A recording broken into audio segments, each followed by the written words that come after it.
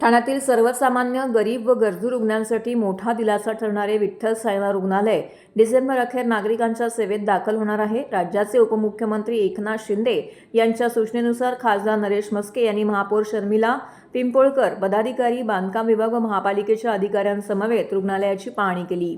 900 खाटांची क्षमता, एअर ॲम्ब्युलन्सची सुविधा, अत्याधुनिक वैद्यकीय उपकरणे आणि सर्व प्रकारच्या उपचार सुविधांनी सज्ज असलेले हे रुग्णालय ठाणेकरांसह संपूर्ण परिसरातील नागरिकांसाठी आरोग्य सेवेचे नवे केंद्र ठरणार असल्याची माहिती खासदार नरेश म्हस्के यांनी दिली आहे। यावेळी पाहणी करताना सभागृह नेते हनुमंत चत्ताळे, शिवसेना गटनेते स्थानिक नगरसेवक पवन कदम, सुधीर कोकाटे, माजी नगरसेविका पूजा वाघ, महापालिकेचे कार्यकारी अभियंता मोहन कलाल, ऋषिकेश जवळकर, आरोग्य विभागाच्या डॉक्टर योगिता धायगुडे, माता बालसंगोपन अधिकारी डॉक्टर वर्षा ससाणे, सार्वजनिक बांधकाम विभागाचे अधिकारी उपस्थित होते।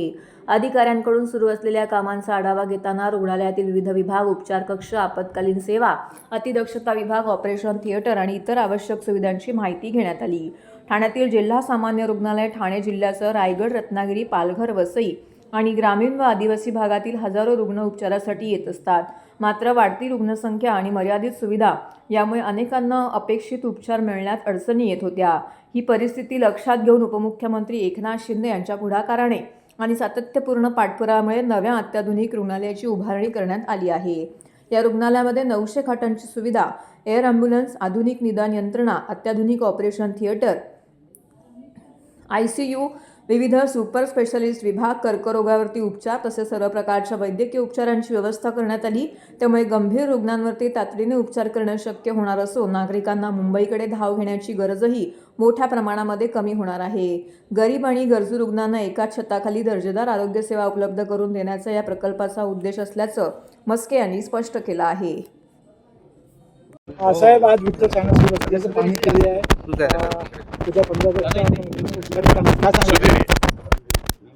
माननीय उपमुख्यमंत्री एकनाथ शिंदे साहेब यांच्या नेतृत्वाखाली आपण म्हणतो ठाणं बदलतंय आणि त्याचं मूर्तिमंत उदाहरण म्हणजे हे ठाण्यातील सिव्हिल हॉस्पिटल।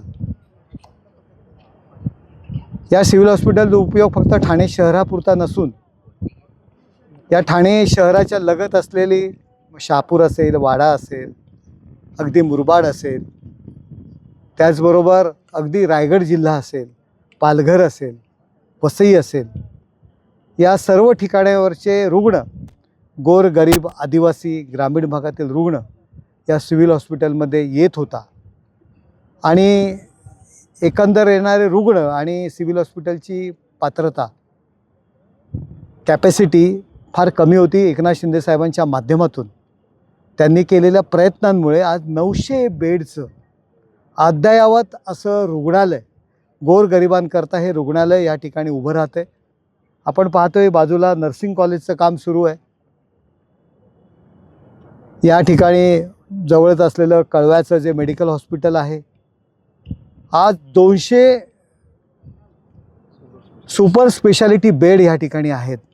मुलांकरता 200 बेड आहेत, ऑर्डिनरी 500 बेड आहेत। म्हणजे हा जो काही लोड आहे आरोग्य यंत्रणेवरचा येणारा, तो लोड या ठिकाणी कमी होणार आहे आणि गोर गरीब, आदिवासी, ग्रामीण भागातील नागरिकांना, शहरातील कामगार वस्तीतील नागरिकांना एक खूप चांगली सुविधा या ठिकाणी उपलब्ध करून दिलेली आहे। अद्ययावत मशिनरी, अद्ययावत मग कॅन्सर असेल, हार्ट्स असेल, किडनी असेल, हे सगळे उपचार या ठिकाणी होणार आहेत। आणि आपण पाहतो एअर ॲम्ब्युलन्स करता हेलिपॅडची सोयसुद्धा या ठिकाणी आपण केलेली आहे। आपण विदेशातील पद्धतीचं फक्त कौतुक करतो, आपण ती पद्धती अनुकरण करण्यासाठी या ठिकाणी प्रयत्न करतो आहे। आज एअर ॲम्ब्युलन्सची व्यवस्था या ठिकाणी होते। जर अति गंभीर रुग्ण असेल आणि त्याला मुंबईमध्ये किंवा आणखी कुठे जर त्याला शिफ्ट करायचं असेल, त्याला ट्रीटमेंट द्यायची असेल, तर एअर ॲम्ब्युलन्सची सेवासुद्धा या ठिकाणी उपलब्ध होते। एकनाथ शिंदे साहेबांच्या माध्यमातून आणि महाराष्ट्र शासनमध्ये देवेंद्रजी असतील, सुनेत्रताई असतील, या सगळ्यांच्या माध्यमातून ही ठाण्याला दिलेली मोठी देणगी आहे। आणि धर्मवीर आनंद दिघे साहेबांचं स्वप्न होतं, त्यांचं खूप लक्ष या सिव्हिल हॉस्पिटलवर असायचं, ते पूर्ण होतं आहे। थोड्याच दिवसात या हॉस्पिटलचं ओपनिंग, उद्घाटन या ठिकाणी होणार आहे आणि त्याकरता जे काही इसेन्शियल्स कामं आहेत, छोटी मोठी कामं आहेत, आजूबाजूचा परिसर असेल, छोट्या मोठ्या काही गोष्टी राहिलेल्या आहेत हे पाहण्याकरता शिंदेसाहेबांच्या आदेशानुसार आणि स्थानिक नगरसेवक आमचे सुधीर कोकाटे असतील, पवन कदम असतील यांच्या